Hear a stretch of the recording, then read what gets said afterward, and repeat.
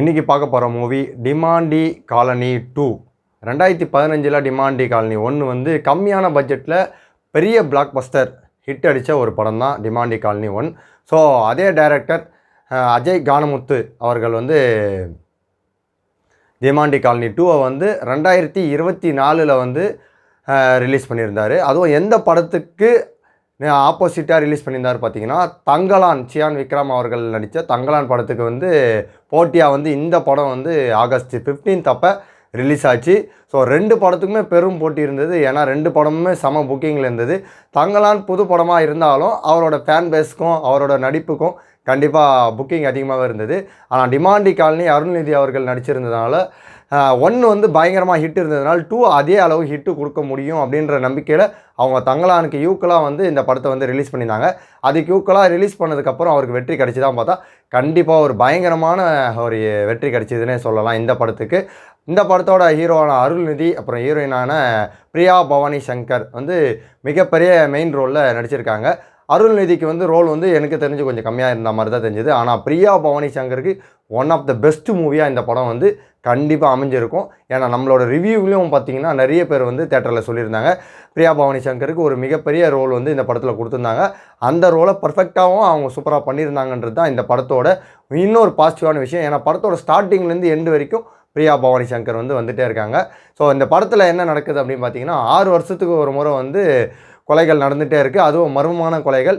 இதை வந்து பிரியா பவானி சங்கர் வந்து கண்டறிகிறாங்க. ஏன்னு பார்த்தீங்கன்னா, பிரியா பவானி சங்கரோட ஹஸ்பண்டும் மர்மமான முறையில் வந்து கொலை செஞ்சுருப்பாங்க. ஸோ மர்டர் பண்ணியிருப்பாங்க. ஸோ இதை ஆராயிறாங்க.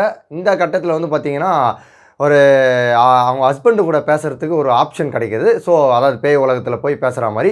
அந்த டைமில் வந்து பார்த்திங்கன்னா அவங்க பேசும்போது பார்த்திங்கன்னா அவங்க ஹஸ்பண்டுக்கிட்ட பேசுகிறத தவிர்த்து அருள்நிதியோட ஃபோட்டோவை வந்து வரைகிறாங்க.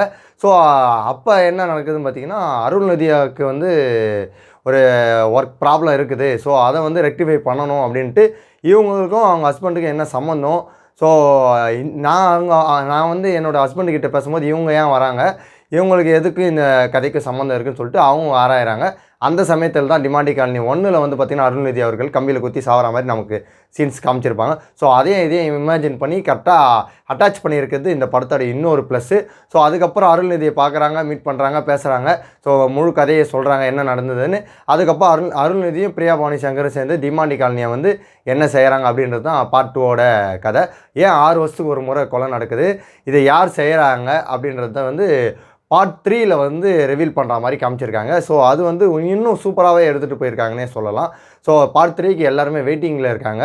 இந்த படத்தோட பேக் போனாக இருக்கிறது வந்து சாம் சிஎஸ் அவர்கள் மியூசிக் தான்.